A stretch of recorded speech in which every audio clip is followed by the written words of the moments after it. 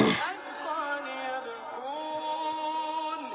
ويخرون للأذقان يبكون ويزيدهم خشوعا. الحمد لله رب العالمين، والصلاة والسلام على أشرف الخلق وأعز المرسلين، سيدنا ونبينا محمد صلى الله عليه وسلم، القائل: إن من البيان لسحر وإن من الشعر لحكمة. haray musidɓe julɓe tedduɓe, mi salmini on salminago islam. miɗo weltano allah subhanahu wa ta'ala, miɗo juula e nelaɗo muhammad sallallahu alayhi wa sallam, nelaɗo ɓe anduɗa ɓe maki wonde e juɓɓudiji ɗin, mana gimɗi yuɓɓaɗi ɗin, ko wiyete comme e françire poème. ɓe maki hikmano ton, faamujino ton. haray ko musidɓe meɗen cheikhuɓe maketeɓe cheikh ibrahim wonɓe jangude Arabie Saoudite woni ko partage ɗo gimol yuɓɓangol fii ko yowodiri e o réseau sociaux ɗo mo anduɗa hande hiɗen gollitirde heɓen nafoore e mum molanade, kono noon kadi wa kadhalika e buykad no heɓude bakkatu e mum, no heɓude lorra e mum, no heɓude soñja e muɗum. hara inchallah mi suɓi addangol en e ndin juɓɓudi ɗon woni ngol gimol ɗon o haray e waɗa ngol partiji ɗiɗi. haray ko fi honɗum no hingol juuti e seeɗa e yiɗata juutingol yewtere men nden sakko jama on haaɓa, sabu haray naforeji ɗin fof ɗi yewtereji ɗo koyo jama on heɗo gollitira, feƴƴinana woɓɓe goo ɓen ɗon kadi ɓe gollitira. haray mi janga gimol ngol inchallah e arab, si mi gayni mi rewto e sharhugol ngol e pular. haray yuɓɓuɗo gongol o wi: la yanshuru lmar'u fi dunyahu manshura illa wa yalqahu yawma an-nasri manshura hunaka yalqahu mansuran bisafhatihi wa fi kitabin mubinin kana mastura bal kullu qawlin wa fi'lin kana amiluhu fasawfa yalqahu makhtutan wa mazbura wa sawfa yujzihi rabbal alamin bihi ولن يغادر شيئا فيه مذكورا. الله أكبر. فلتتق الله فيما أنت تنشره إن شئت ربحا وإلا كنت محصورا ولا يسرك كسر المؤجبين به أو كثر تعليقهم إن كنت موزورا ولا يسوءك قل المؤجبين به أو قل تعليقهم إن كنت مأجورا. هذا دارو دم دو.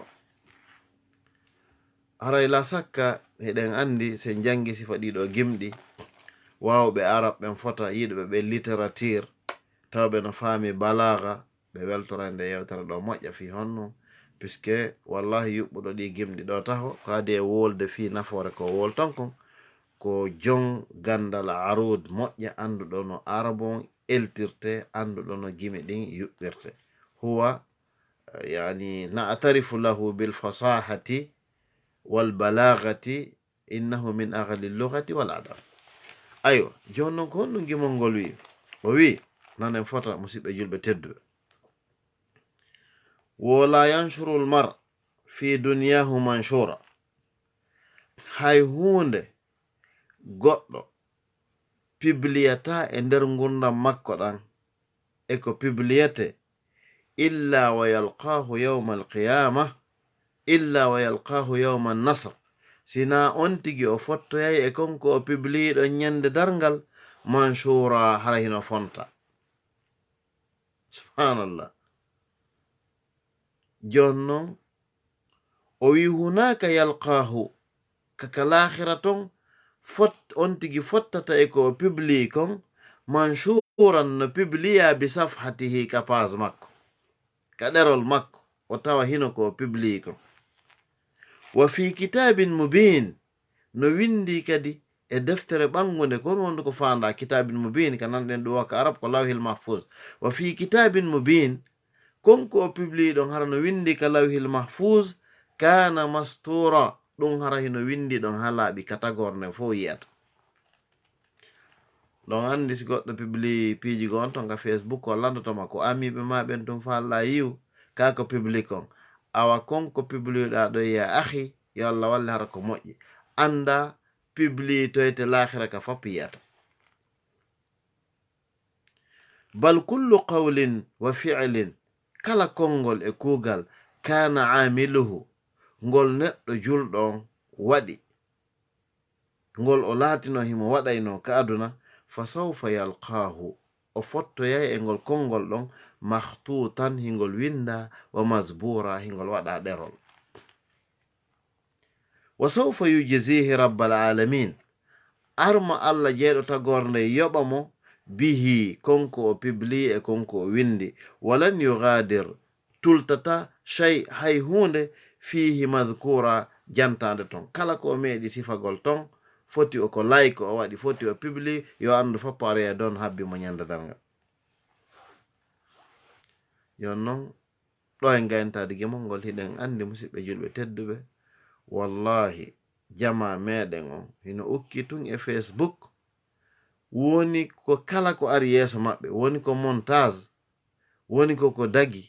woni ko harmi, jama mo kala no republie ton a ala e andude siko moƴƴere ko honto nde hattoyta, wa kadhalika a anda siko bakkatu kadi ko honto hattoyta.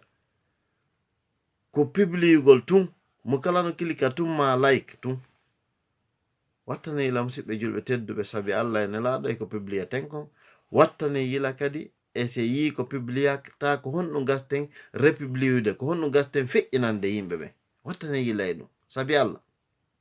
imagine ɗo fenande nana e ɗo goɗɗo addane fenande an kadi publiande hikki amiɓe ma ɓen fo ɗamari 5.000 ami ɓen fo publia andi ɓen anko e ma an ɓe ƴetti ko Allah nditoyteɗo yawmal qiyama kaka ɗeri ma ɗum windoyte hikkiɗo e ma on kadi kan kadi windoye ka makko hikkitiɗo ɗon on kadi a andi ɗum ɗo no wawi no woniri noon o Facebook no wawi jonnude jama on fo baraji ala seconde mo kala heɓa buy wallahi wa kadhalika hiɗa wawi heɓude e mum bakkatu kadi ala seconde molanaɗo tawɗo luttina on tigi yita ko watta yilay ɗum. donc fenande seeditiɗo on tawa ɗo wallitiɗo hande propaganda fof ko programme goɗɗo reno ɗen an kadi heɓu ko yi'uɗa waɗana e ɗiɗi est ce que mi publie ɗum kay mi accu ɗon ha vérifia kono an ko hendiɗa o ko feƴƴingol tun si alhaali neɗɗo fewndike ɗo yo watta yila hara yo reno ko ɗum noon ka gayntagol gimol ngol ɗo o wi fal tattaqillaha fima anta tanshuruhu hulo Allah e konko wonɗa publiude hulo Allah ndara moƴƴa ko wonɗa e wadde like kon in shi'ta ribhan sa faala gañade wa illa sa jaɓali ko mi waji ma ɗo kon wa illa si a accali publiugol ko woni o kunta a laatike maha sora perduɗo taƴƴiɗo few. o wi wala yasurruka wata weltine kathrul mu'jibina bihi aw kuthrul mu'jibina bihi ɗuɗugol yiɗuɓe konko publiuɗa ta ɗum ngalɗine fituyigol nde o vidéo an ɗo ma o photo an ɗo heɓi 6.000 like 7.000 like o wita ɗum maape na mbuuɗi non na baraji ɗin non na hay hunde non gero anda konko kilikanaɗa like est ce que koko moƴƴi ka hina kono wata weltortum fi yimɓe ɗuɗuɓe waɗi like ɓe waɗi commentaire wala yasu'uka wata non kadi mette qillul mu'jibina bihi si tawi joni ko qur'ana ma hadis ma ko moƴƴi publiuɗa ma yewtere labande ma waaju haysko 2 personnes wo republie ma waɗi like wo fi ɓen ɗon no fanɗi wata ɗum kadi ta ɗum mette wala yasu'uka wata mette few qillul mu'jibina fanɗugol ɓe weli ɗum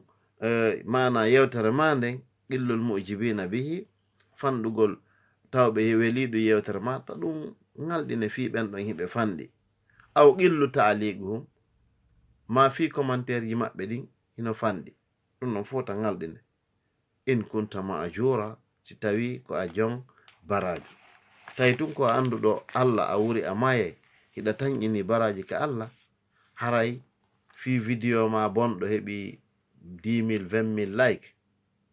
vidéo ma moƴƴo ma yewtere ma moƴƴere ma photo ma moƴƴo ma